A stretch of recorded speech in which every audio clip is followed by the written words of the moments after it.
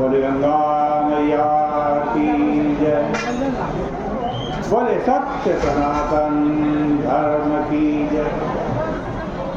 बोले सियापति रामचंद्र भगवान की जय। मधुर मधुर नाम सीताराम सीताराम।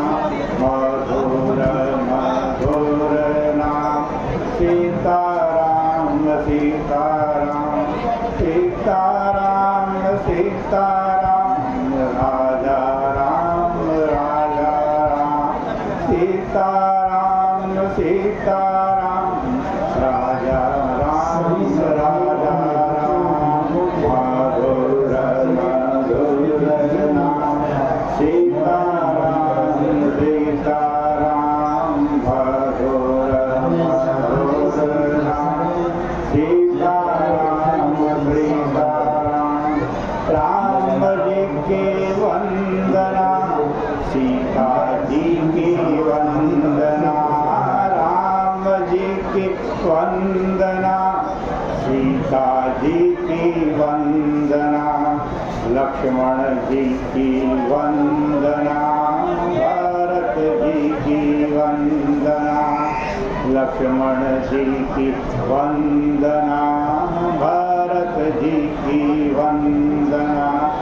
अंजना के नंदना की बार बार वंदना।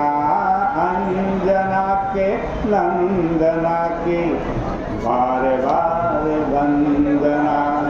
मधुर मधुर नाम सीताराम सीताराम। मधुर मधुर नाम सीताराम सीताराम। पतित पावनी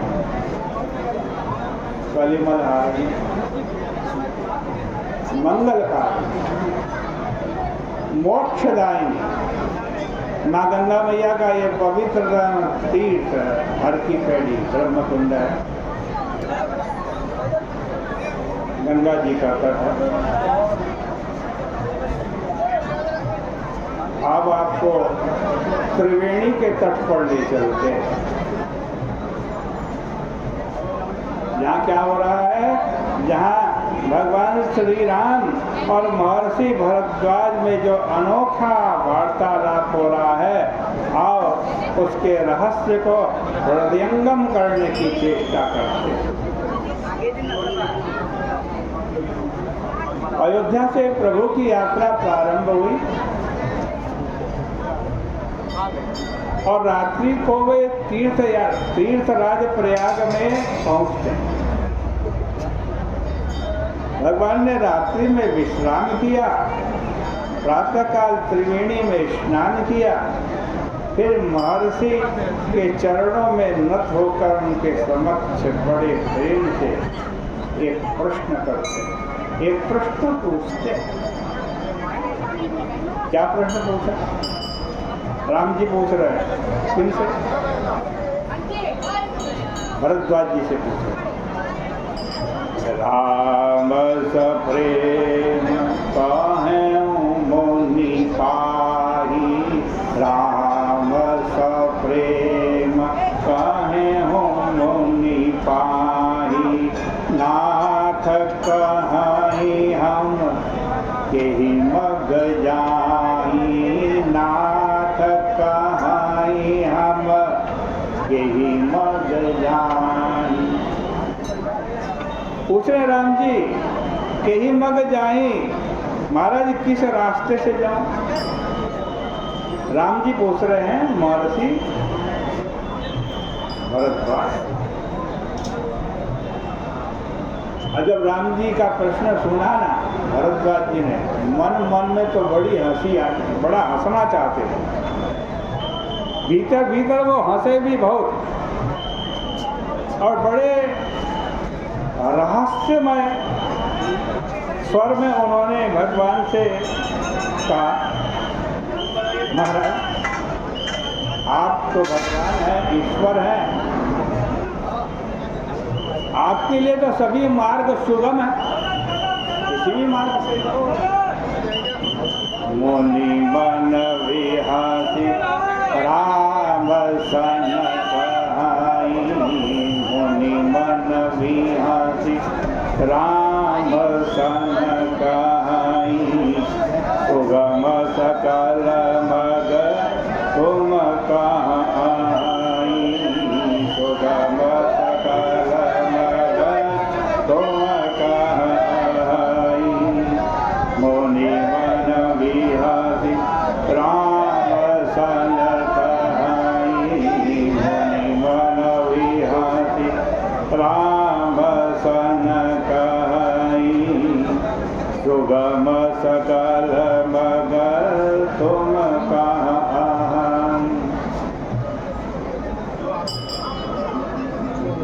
ये कह दिया। कहने के बाद उन्होंने राम जी की तरफ देखा तो उनको महर्षि को लगा कि जैसे इस उत्तर से भगवान को संतोष नहीं हुआ। तब उन्होंने क्या किया? तब उन्होंने विद्यार्थियों को बुला करके पूछा कि तुम लोगों में से मार्ग का किसी को ज्ञान है क्या? उस समय 50 विद्यार्थी बड़े उत्साह से सामने आए और सभी ने दावा किया कि मार्ग हमारा देखा हुआ है। महर्षि ने उन विद्यार्थियों में से 4 विद्यार्थियों को चुन लिया और उन्हीं चारों विद्यार्थियों को आगे करके भगवान श्री राम ने वन की ओर प्रस्थान किया। इस प्रकार यमुना के किनारे तक प्रभु चारों विद्यार्थियों के साथ यात्रा करते हैं और यमुना में स्नान करने के बाद फिर चारों विद्यार्थियों को विदा कर दिया और तब भगवान ने चित्रकूट की ओर प्रस्थान किया। महर्षि भरद्वाज